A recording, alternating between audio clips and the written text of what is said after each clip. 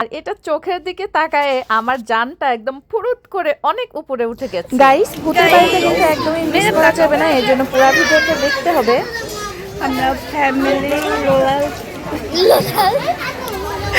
Roller কোস্টারে উঠেছি। Tata bye. Life কাটতো। Ma'am চলো এখানে একটা ছবি তুলে দিই। আসসালামু আলাইকুম, সবাইকে কেমন আছেন সবাই? আশা করি সবাই অনেক অনেক বেশি ভালো আছেন।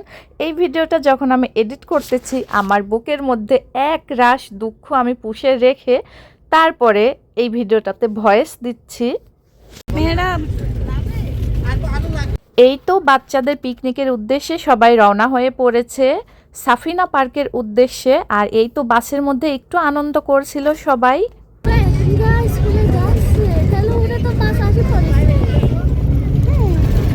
নিবে না। খুব বেশি এক্সাইটেড ছিল আর এখানে পৌঁছায় তো আরও বেশি এক্সাইটেড হয়ে গিয়েছিল সবাই।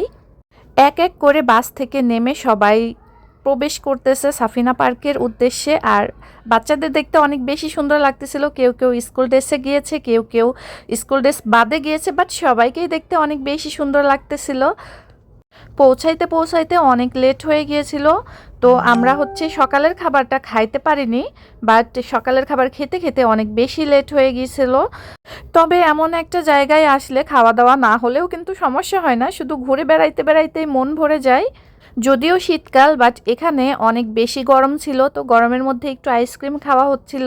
এরপরে এক এক করে সব কয়টা রাইড চড়বে। আর ভূতের বাড়ি আছে, ভূতের বাড়িতেও প্রবেশ করবে ওরা। গাইস, ভূতের বাড়িটা কিন্তু একদমই মিস করা যাবে না, এর জন্য পুরো ভিডিওটা দেখতে হবে। এরপরে ওরা এক এক করে সবগুলো রাইডে উঠবে, তো পরপর সবগুলো রাইডে চড়া বা সবকিছু আনন্দ শেয়ার করা হবে। ম্যাডাম তাকাও। আমরা ফ্যামিলি রোলার কোস্টারে উঠেছি।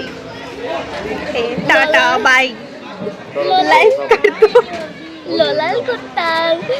Shut up. এটা আমি তোমরা আমাকে দেবই না। দেখতেই পেলেন ওরা অনেক বেশি আনন্দ করতেছিল। আর আমি আর মানহা বাসায় বসে অনেক অনেক মিস করতেছিলাম ওদেরকে। আর হ্যাঁ, আমি কিন্তু মানহাকে কেউই বলিনি যে ওরা সবাই পিকনিকে গিয়েছে, কারণ মানহার তো অতিরিক্ত জিদ। ও জিদ করবে যাওয়ার জন্য, আসলে যাওয়া হয় নাই। আমাদের যাওয়ার জন্য টিকিটও কাটা হয়েছিল, আমরা খুব এক্সাইটেড ছিলাম যাওয়ার জন্য। আমরা সবগুলো জিনিসপত্র জামা কাপড় আমরা সবগুলো গুছিয়েছি, আমরা টিকিট কেটেছি, আমরা সব প্ল্যান প্রোগ্রাম ঠিক করেছি, বাট আমাদের যাওয়া হয়েছিল না। আমি আর মানহা বাসাতে ছিলাম। ওই যে বলে না, ভাগ্যে না থাকলে যা হয় আর কি।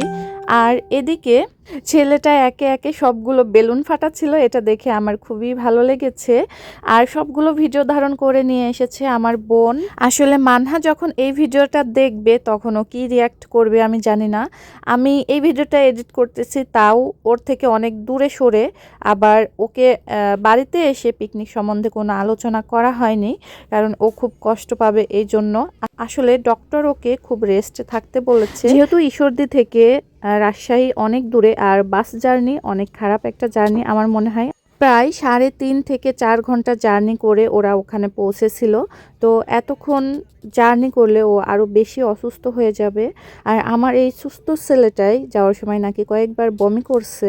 প্রথমে আপনাদের ভাইয়া আমাকে বলেছিল যে আমি যেন মানহাকে আমার মায়ের কাছে রেখে আমরা যাই পিকনিকে, যেহেতু আমাদের টিকিট কাটা হয়ে গেছে। তো আমি কোনোভাবেই এটা মেনে নিইনি, কারণ আমার মেয়েকে ছাড়া আমি কিভাবে গিয়ে থাকবো, আমার তো কোনো আনন্দই হবে না, আমি কোনো কিছুতে মন বসাতে পারবো না। এরপরে আমরা প্ল্যানটা চেঞ্জ করি। এরপরে আমার বদলে আমার বোনকে পাঠাই ওদের সাথে। এই ভিডিওগুলো দেখেও আমার অনেক বেশি ভালো লাগতেছে, ওদের আনন্দ দেখে, ওদের হাসি মাখা মুখ দেখে। আমরা যতই প্ল্যান করি না কেন, আমাদের উত্তম পরিকল্পনাকারী একজন আছেন, উপর আল্লাহ তাআলা। তার জন্যই আল্লাহ আমাদেরকে ভালো রেখেছে। আমাদের জন্য সবাই অনেক অনেক বেশি দোয়া করবেন, আমরা যেন এভাবেই সারা জীবন অনেক বেশি ভালো থাকতে পারি।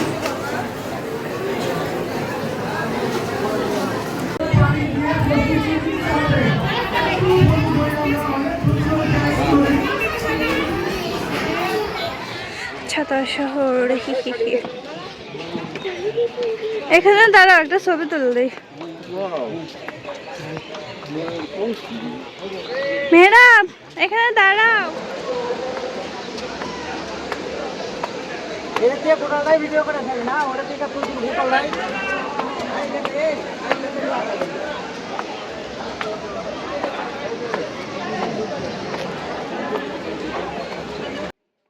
অনেক ভিডিওতে ওই পাশের ওই লাল গাছগুলো আমি দেখেছি, বাট আমি কোনোভাবেই বুঝতে পারতাম না এই গাছ দুইটা কোথায়।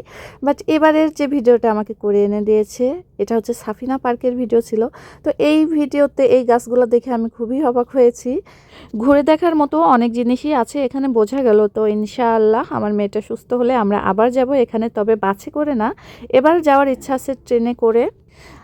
আর ওই পাশে ওই যে আটলান্টিক সমুদ্রের মাঝে মনে হচ্ছে এটা একটা টাইটানিক জাহাজ ছিল, বাট উপরে কি যেন গডজিলা না কি যেন বলে সেইগুলো ছিল, দেখতে অনেক বেশি সুন্দর লাগতেছিল।